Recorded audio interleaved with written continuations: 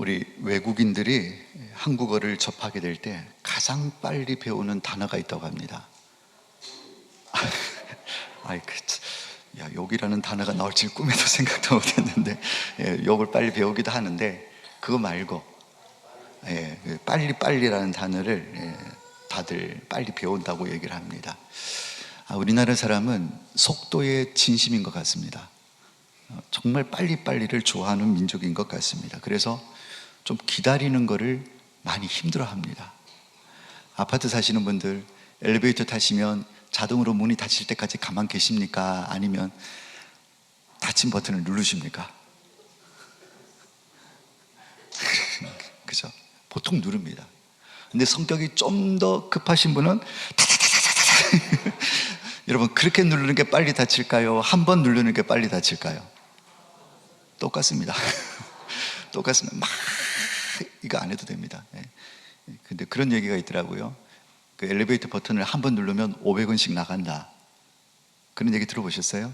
전기세 더 많이 드니까 누르지 마라. 그거는 진실과 다르다고 합니다. 누르면 전기 불 들어오는 그 LED 약간 불 들어오는 비용밖에 안 들지, 그렇다고 500원씩 더 들고 그러진 않는다 그러는데, 그래도 가급적이면 누르지 말고 기다리고 계시면 저절로 문은 닫히게 됩니다. 운전을 대부분 하실 터인데, 이제 신호 대기를 딱 하고 있지 않습니까? 이제 신호 딱 앞차에서 딱 끝나고 내가 신호 대기선에 딱 걸려서 있는데 신호가 바뀌었습니다. 근데 뭐 하다가 조금 출발이 늦어지면, 경험 다 해보셨네요. 뒤에서 팡팡 그럽니다. 거기다 성격이 좀 더 급하신 분은 어떻게 합니까? 쌍라이트를 켰다 닫았다 켰다 닫았다 막 빨리 가라고. 근데 빵빵 하자마자 저는 출발하거든요. 그러니까 출발을 하려고 하는데 그 짧은 1, 2초를 못 기다리는 것입니다. 배달 음식을 주문을 합니다. 근데 배달 속도가 느립니다. 그러면 가차없이 평가에다가 별점을, 제일 낮은 별점을 줍니다. 늦었다는 거죠. 정말 우리 대한민국 사람은 속도의 진심인 것 같습니다. 너무 이제 빠른데 익숙해지고 그걸 추구하다 보니까 이제 반대로 기다리는 것을 너무 힘들어 합니다. 더군다나 우리 주님의 재림, 주님 다시 오심을 우리가 지금 기다리고 있는데, 기다리는 게 너무 약하다 보니까 주님 다시 오심을 기다리는데도 많이 힘들어 하는 것 같습니다. 이미 1세기에 2000년 전에 주님은 내가 곧 다시 오시겠다라고 약속을 하셨는데, 우리는 여전히 2000년을 주님을 기다리고 있는 가운데 있습니다. 그러다 보니까 우리 성도들 마음 가운데 이제 재림에 대한 기다림이 점점 무뎌지는, 그리고 어떤 면에서는 주님이 재림하신다는 사실조차도 깜빡 잊고 신앙생활을 하는 성도들이 많이 있는 것 같다라는 것이죠. 그래서 주님 다시 오신다라는 생각은 없고, 당장 눈앞에 먹고 마시고 즐기는 일에만 더 관심을 가지고 그게 가치를 부여하고 살아가는 그런 그리스도인들이 점점 많아지는 것 같습니다. 오늘날 강단에서는 종말에 대한 메시지를 찾아보기가 쉽지 않습니다. 최후 심판, 재림, 이런 설교들이 점점 설 자리를 잃고 있습니다. 대신 어떤 말씀들이 많습니까? 위로, 격려, 복, 이런 듣기 좋은 말씀들의 주제로 설교가 많이 선포되는 것을 보게 된다는 것이죠. 왜냐하면 성도를 긴장시키게 한다든지, 도전을 준다든지, 불편을 준다든지, 마음을 불편하게 한다든지, 부담을 준다든지, 그러면 성도들이 싫어하니까, 성도들이 싫어해서 성도들의 숫자가 떨어질 게 겁이 나서 설교자들도 그런 메시지는 지양을 하고, 듣기 좋은 메시지, 은혜스러운 메시지, 복이 되는 메시지, 위로와 격려의 메시지, 도덕적이고 윤리적인 메시지, 이런 메시지들이 강단에 넘쳐나는 것을 보게 된다는 것이죠. 심판, 헌신, 충성, 이런 얘기들은 점점 사라지고 있다는 것입니다. 오늘 우리가 읽은 본문 말씀, 유명한 비유의 말씀이죠. 열처녀 비유라고 얘기를 하기도 하고, 슬기로운 5처녀와 어리석은 또는 미련한 5처녀 비유, 이렇게 얘기를 하기도 합니다. 오늘 이 비유를 통해서 다시 한번 더 우리는 마지막 시대를 살아가고 있는 성도로서, 주님이 다시 이 땅에 오심을 기다리는 성도로서 어떻게 준비하고 살아가야 될 것인가, 다시 한번 더 우리 삶을 돌아보고 점검하고 도전받는 귀한 은혜의 시간이 되시기를 예수님의 이름으로 축원합니다. 오늘 말씀은 먼저 유대인들의 결혼 풍속을 배경으로 이 비유를 예수님께서 말씀을 하고 있습니다. 유대인의 결혼식은 우리 결혼식하고 조금 다르죠. 오늘날 지금 뭐 약혼식을 하는 결혼이 있는지 모르겠습니다만 대부분 약혼식은 이제 잘 하질 않습니다. 이전에는 했었습니다만은. 근데 유대인들은 약혼식을 합니다. 약혼식을 하게 되면 이 약혼식은 결혼과 똑같은 법적인 효력을 가집니다. 그러니까 부부라고 인정을 하는 것이죠.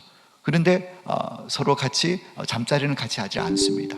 몸은 떨어져 있지만 정식 부부로 인정하는 것과 다름없는 약혼식을 하게 되고, 보통 약혼식을 하게 되면 1년 안에, 대부분 1년 안에 결혼 예식을 올리게 되는 것입니다. 유대인들의 결혼 연식은 주로 밤에 이루어집니다. 왜냐하면 중동 지역이 덥지 않습니까? 그래서 더운 낮에는 잔치하기가 어려워서 해가 지고 나면 저녁이 되면 이제 모든 잔치를 하게 되는데, 대략 일주일에 걸쳐서, 일반적으로는 일주일에 걸쳐서 잔치를 가지게 됩니다.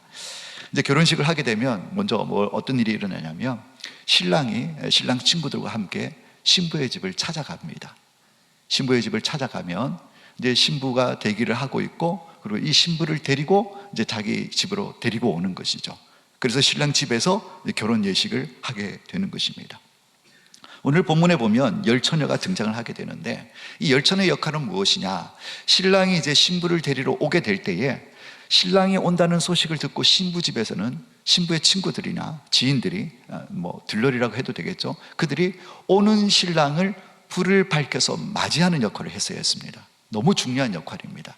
신랑이 오는 것을 불을 밝혀서 맞아주는 역할, 오늘 열처녀의 역할이 그 역할이었습니다.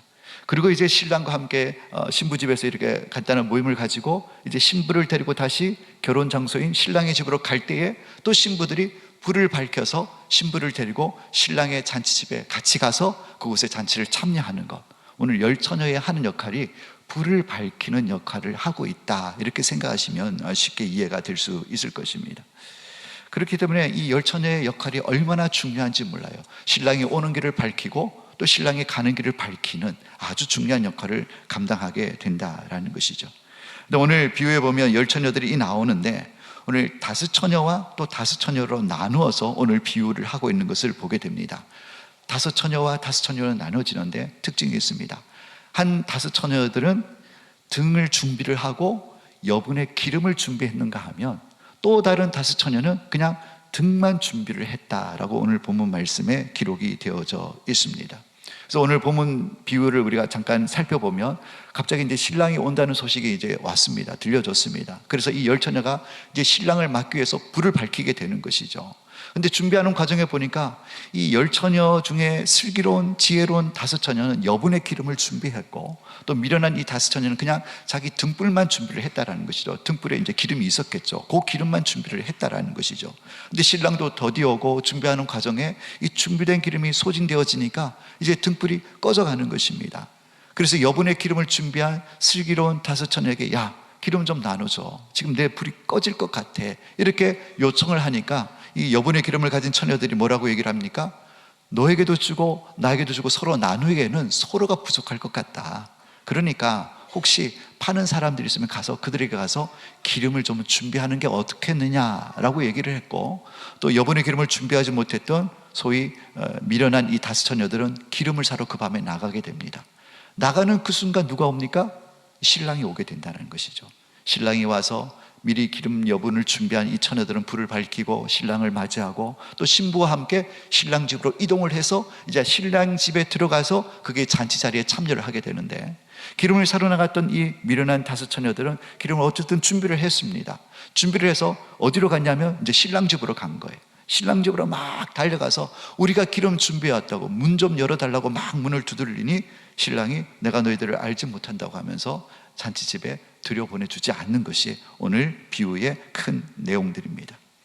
자, 오늘 비유가 우리에게 주는 핵심 메시지를 우리가 살펴보기 위해서는 오늘 이 비유가 위치해 있는 본문의 위치가 어디인가, 이것을 알아보는 것이 참 중요합니다. 오늘 마태복음 25장에 오늘 이 열처녀 비유가 기록이 되어져 있는데, 근데 바로 앞장인 24장을 보면 제자들이 예수님께 질문을 합니다. 마태복음 24장 3절의 말씀에 보면 주님이 다시 오시는 세상 끝날 날에 세상에 어떤 징조가 있겠습니까? 라고 제자들이 예수님께 질문을 했습니다.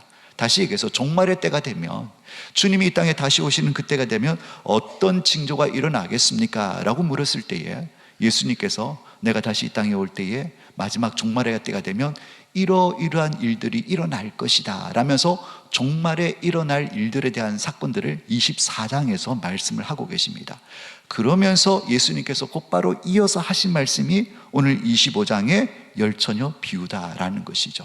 25장에는 몇 가지 비유가 더 나옵니다. 달란트 비유도 나오고요, 또 양과 염소 비유도 나옵니다.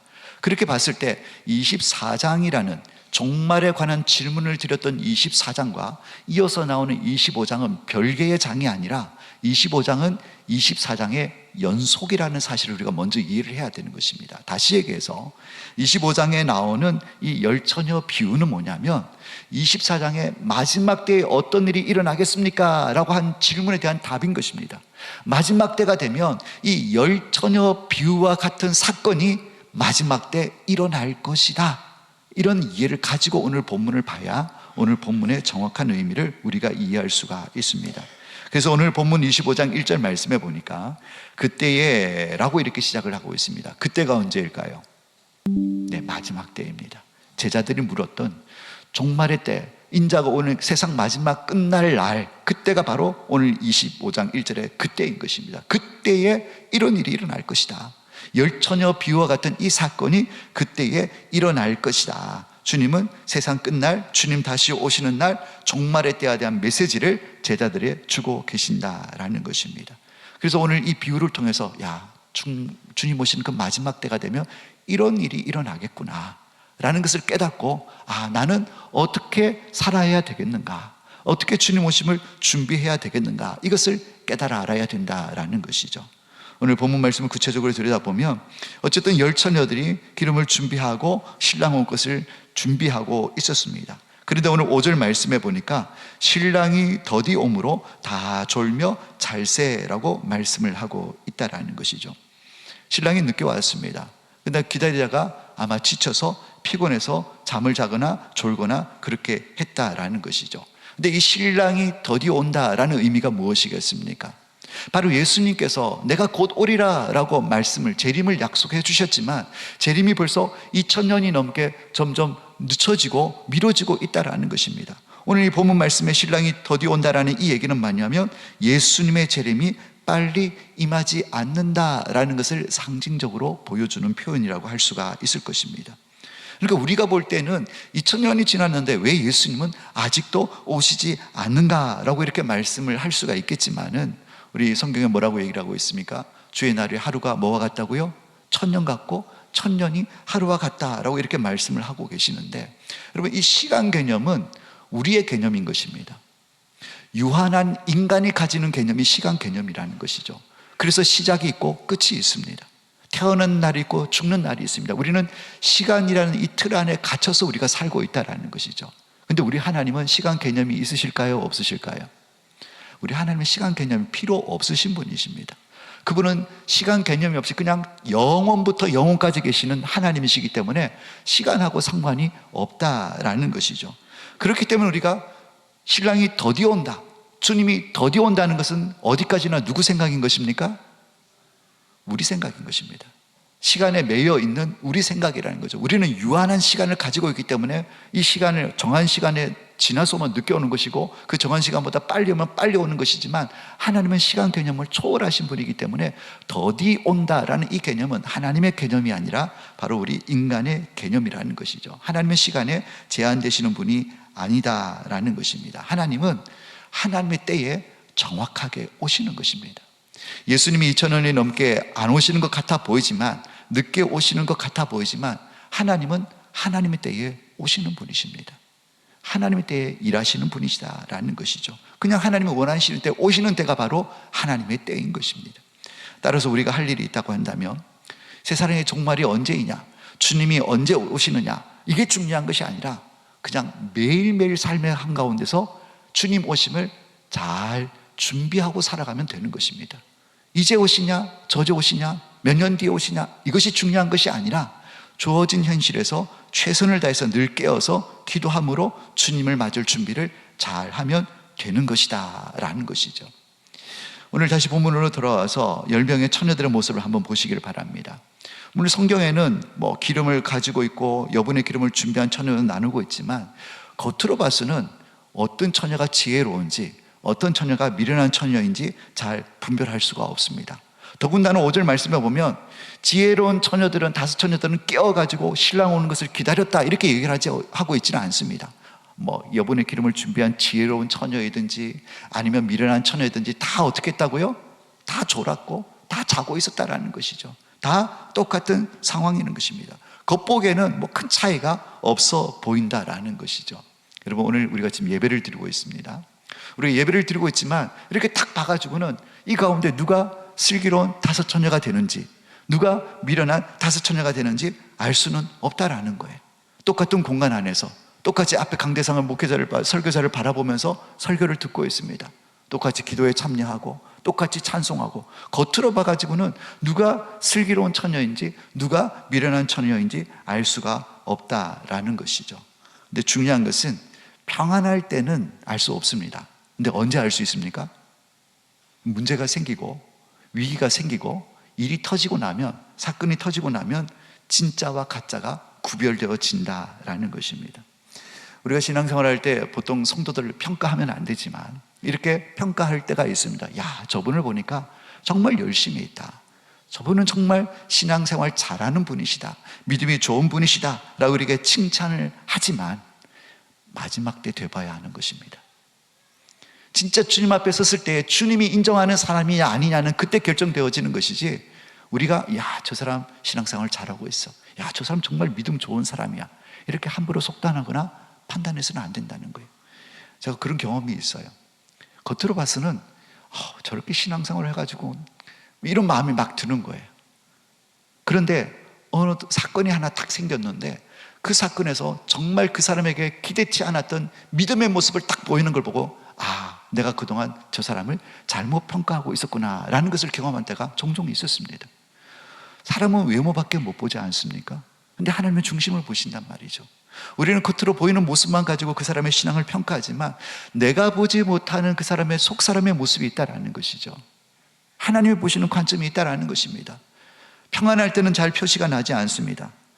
저 사람은 영 신통차냐, 믿음이 없어 라고 생각하는 사람이 의외로 더 잘 준비된 사람일 수가 있다라는 것입니다. 그래서 우리는 함부로 성도들을 평가하고 속단해서는 안 된다라는 도전도 받을 수가 있습니다. 진짜 신앙은 위기 때에 문제가 생기고 일이 발생되어지면 진짜가 드러나는 법인 것입니다. 자, 오늘 처녀들 보십시오. 10 처녀들이 가만 보기에는 다 방에서 이리저리 쓰러져 가지고 피곤해서 눈을 막 감고 어디 기대서 자고 있고, 보면 그 미련한 5 처녀나 슬기로운 5 처녀나 다 그 나물에 그 발인 것 같아요. 다 고만고만하고 졸고 있고 자고 있고 큰 차이가 나지 않습니다. 그런데 사건이 발생하죠. 어떤 사건이 발생합니까? 신랑이 온다, 신랑이 오고 있다, 사건이 발생하게 된 것입니다. 그때 되니 이 지혜로운 5 처녀와 또 미련한 5 처녀가 확연하게 구분이 되어지게 된다는 것이죠. 차이는 무엇이었습니까? 여분의 기름을 준비했느냐 준비하지 않았냐에 따라서 확연하게 그들이 달라지는 평가를 받게 되는 것을 보게 되는 것입니다. 자, 그렇다면 왜 5명의 슬기로운 처녀는 여분의 기름을 준비했고, 왜 미련한 5 처녀는 여분의 기름이 없이 그냥 기본적인 등에 들어있는 기름만 가지고 그렇게 잔치 자리에 참여했을까?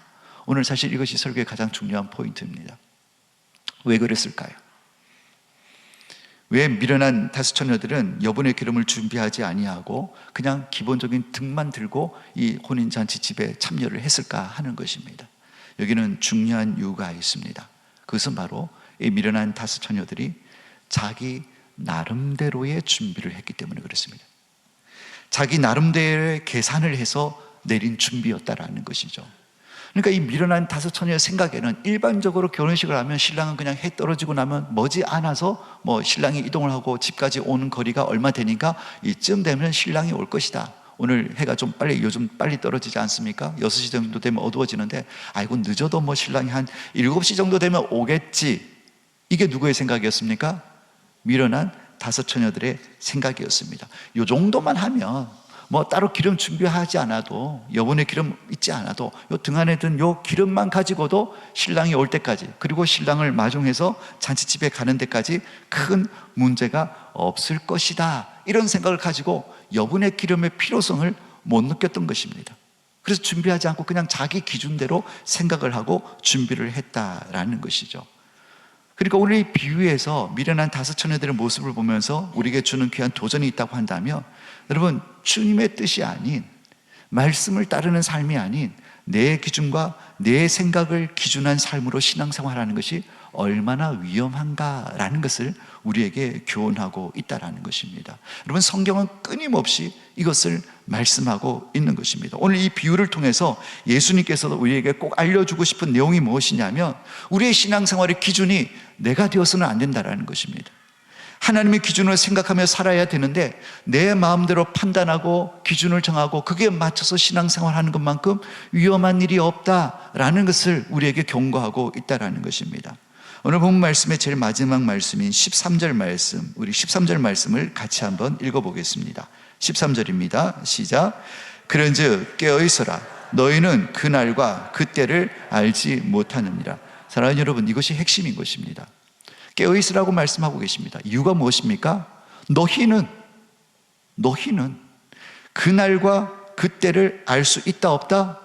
모른다는 거예요. 알 수 없다라는 것입니다. 이것이 핵심인 것입니다. 너희는 모르니까 깨어있으라는 거예요. 아는 척 하지 말라는 거예요. 너희는 유한한 인간이기 때문에 알지 못한다. 나인 하나님만 알고 있는 것을 마치 너희들도 알고 있는 것처럼 그렇게 살고 신앙생활 하면 안 된다라는 것을 우리에게 도전하고 있는 것입니다. 그래서 깨어있으라는 것이죠. 우리 생각에는 이때쯤 오시겠지. 아이고, 내가 살아있는 동안에는 뭐 2000년까지도 안 오셨는데 내가 앞으로 뭐 한 30년을 또 산다고 해도 그 30년 안에 주님 오시겠나? 이래 생각하고 사는 것, 여러분, 이게 무엇입니까?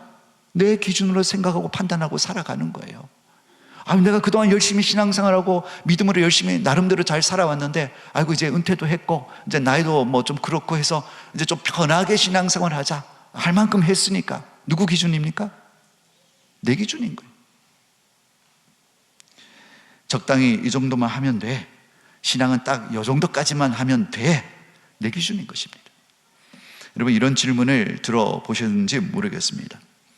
만약 지금 주님이 이 자리에 오신다고 한다면 여러분들의 마음은 어떠한 마음이겠습니까? 만약 주님이 지금 오신다고 한다면 여러분, 각자 개인에게 한번 질문을 던져보십시오. 내가 지금 예배를 드리고 있는데 주님이 이 시간 이 자리에 재림을 하신다. 그럼 여러분 마음이 어떨까요? 그래도 예배 자리에 있으니까 조금은 좀 주님한테 좀 이렇게 잘 보이는 건 아닐까라는 생각을 가질 수도 있습니다. 그런데 대부분 성도님들이 주님이 지금 바로 오신다고 한다면 어떻겠습니까? 라고 물으면 이런 대답을 하죠. 좀 더 있다가 오시지. 아니면 뭐 좀 해놨고, 네가 뭐라도 좀 해놨고 주님 오셨으면 좋겠다, 이런 말씀들을 하시는 경우를 많이 보게 됩니다. 여러분, 그 대답에 답이 있습니다. 좀 더 있다가 주님이 오셨으면 좋겠다, 내가 뭔가라도 좀 이뤄놓고 난 다음에 주님이 오셨으면 좋겠다, 이 얘기는 무슨 얘기입니까? 지금 내가 누구의 기준으로 살고 있다는 뜻인 거예요? 내 기준으로 살고 있다는 뜻인 것입니다. 하나님의 기준으로 살고 말씀대로 산다고 한다면 지금 오시든지 1년 뒤에 오시든지 10년 뒤에 오시든지 상관치 않습니다. 늘 그렇게 살아가고 있기 때문에. 근데 문제는 뭐냐면 지금 내 기준대로 살고 있기 때문에 지금 오시면 안 된다는 거예요. 왜요? 내 기준으로 살았으니까 본인도 아는 거예요. 그러니까 지금 오시면 안 되고 나중에 오셔야 된다라고 얘기할 수밖에 없다라는 것입니다. 오늘 미련한 다섯 처녀들이 그러한 자들이었습니다. 여분의 기름을 준비하지 않았던 이유는 이 정도만 하면 뭐 잔치도 충분히 신랑 집에 가는 데까지도 이 정도 기름이면 충분히 소요될 것이다, 자기 기준으로 준비했기 때문에 그렇다라는 것이죠. 사랑하는 여러분, 우리가 신앙생활을 할 때 내가 정한 기준을 세워놓고 그 기준의 틀에 맞춰서 신앙생활 하지 않으시기를 주님의 이름으로 축원합니다. 여러분, 신랑을 기다리는 모습은 열 처녀 모두가 다 똑같습니다. 그러나 준비가 달랐어요. 미련한 다섯 처녀들은 자기 기준에 이만큼 하면 될 것이다 라고 생각하고 기름 등부 하나만 딱 준비를 했지만, 슬기로운 다섯 처녀는 혹시라도 이 정도 하면 내 생각엔 충분할 것 같은데 혹시라도 신랑이 늦게 오면 어떡하지? 라는 이런 마음에 내 기준이 아니라 더 일어날 수 있는 상황까지도 생각하고 늦게 올지 모른다는 것까지 대비해서 여분의 기름을 준비를 했다라는 것이죠.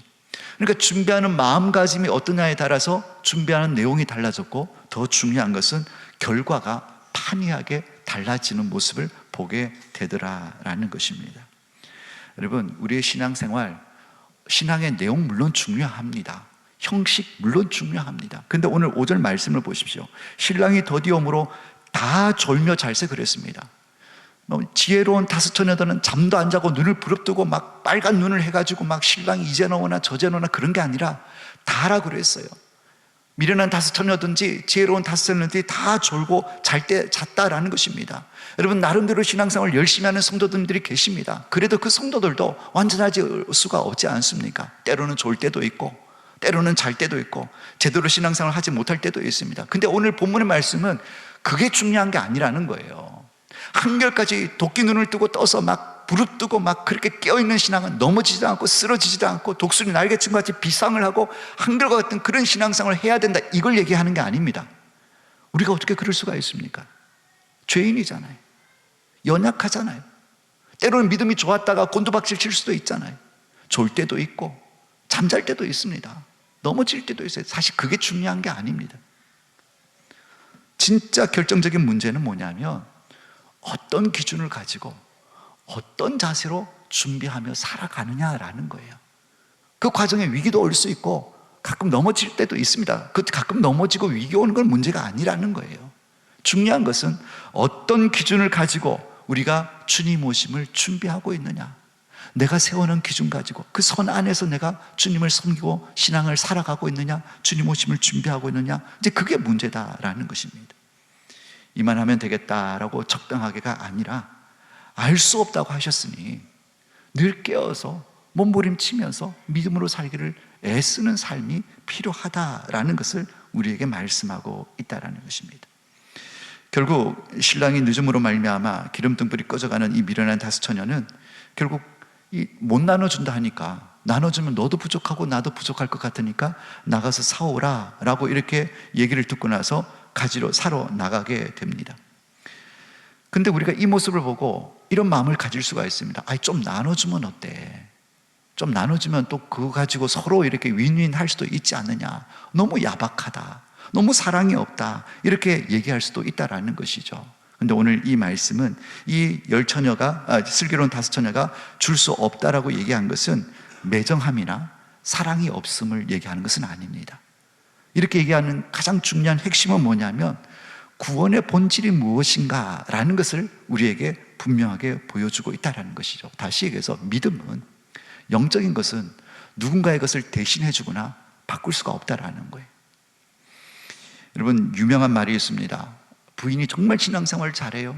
그런데 남편이 예수를 안 믿습니다. 그래서 전도하면서 남편에게 이제 예수 믿고 구원받고 같이 천국 가야죠, 이렇게 신앙생활 같이 하시길 이제 주님 앞에 나오셔야죠, 이렇게 막 전도를 하면 보통 안 믿는 불신자 남편들이 하는 유명한 얘기 아시죠? 부인이 천당 갈 때 치맛자루 붙들고 나는 올라가겠습니다, 이제 이런 얘기를 하는 것을 여러분 많이 들어보셨을 것입니다. 근데 영적으로 그런 일이 일어날 수는 없습니다. 내 신앙은 내 신앙이지 다른 사람의 신앙이 대신해 줄 수가 없다라는 거예요. 부모의 믿음이 아무리 좋다고 하더라도 그 믿음으로 자녀들을 구원할 수는 없는 것입니다. 아내의 눈물이 남편의 영성을 대신하지는 못합니다. 목회자의 기도가 성도의 경건을 대신해 줄 수는 없는 것입니다. 그러니까 이 구원이라는 것은, 이 믿음이라는 것은 각자가 하나님과의 1대1의 관계라는 사실을 절대 잊어서는 안 된다는 것입니다. 남의 것을 빌어서 하나님과의 관계를 맺을 수 없고, 남의 것을 빌어서 영적인 성장을 이룰 수가 없다는 것입니다. 좋은 부모 아래에 있다고 해서, 또 건강한 신앙 공동체 안에 있다고 해서, 좋은 동역자 속에 함께 동역을 하고 있다고 해서 같이 묻어가는 게 아닌 것입니다. 하나님은 콕 집어서 우리에게 묻고 계십니다. 너는 어떠냐고, 너는 어떻게 일하고 있냐고, 너는 어떻게 봉사하고 있고, 너는 어떻게 순종하고 있고, 너는 어떻게 기도하고 있냐고.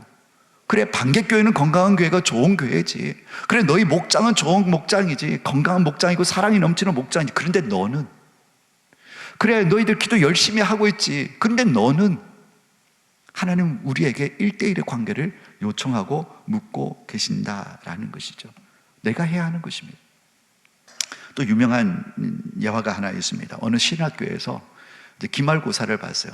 기말고사를 봤는데 이 신학생 한 명이 너무 공부를 안 했어요.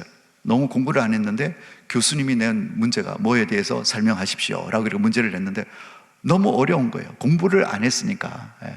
한참을 고민하다가 답을 쓸 수가 없어서 이렇게 답안지를 작성했습니다. 교수님, 하나님께서 모든 것을 다 아십니다. 이렇게 답을 탁 썼다라는 거죠. 그래가지고 몇 주 뒤에 이제 답안지를 돌려받았어요. 돌려받았는데 거기다 교수님이 이렇게 채점을 매겼습니다. 일단은 빵점 이렇게 써놓고 거기다가 하나님 100점, 니는 빵점 이렇게. 뭔 얘기예요? 하나님이 아무리 잘한다고 그래도 네 지식이 아니라는 거죠. 여러분, 신앙도 마찬가지고 믿음도 마찬가지다라는 것입니다. 결국 자기 것이 아니라면 의미가 없다라는 거예요. 사실 오늘 열처녀 비유에는 엄청나게 많은 주제들이 나옵니다. 오늘 그 중에 일부분만 제가 말씀을 드렸는데, 근데 오늘 비유가 말하는 핵심은 분명한 것입니다. 주님의 재림이 늦어진다고 생각되어질 수는 있지만은, 그러나 철저히 깨어서 준비하는 삶을 살아야 되는데, 그 준비하는 삶이 누구 기준이 되면 안 된다? 내 기준이 되면 안 된다는 거예요. 내 기준이 되면 안 된다는 거예요. 마지막 때에 대한 준비가 얼마나 잘 되고 있는지 우리 성도님들 개개인의 삶을 좀 돌아보시고 점검해 보실 수 있었으면 좋겠습니다.